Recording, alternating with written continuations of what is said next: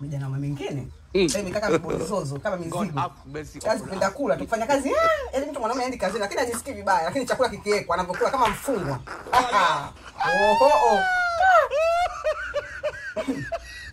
Sasa maneno gani sasa unaongea kwenye kula? Koma.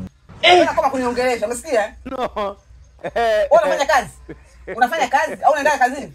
Wewe unataka nyama cha uongo kipi katika vitu ambavyo ninavyoviongea? Kwa hiyo unapenda kulishwa tu. Mimi ndo nikulishe.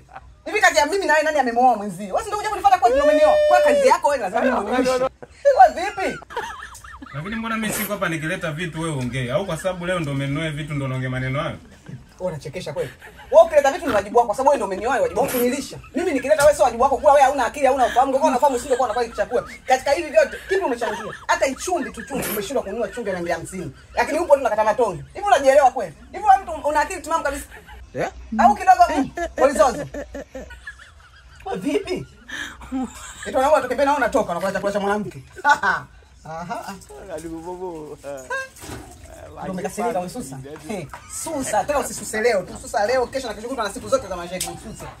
Kama wewe unapenda kukasirika, hata kama unakasirika vizuri, tuna ukajua kutafuta, sio unapenda kula tu muangalie.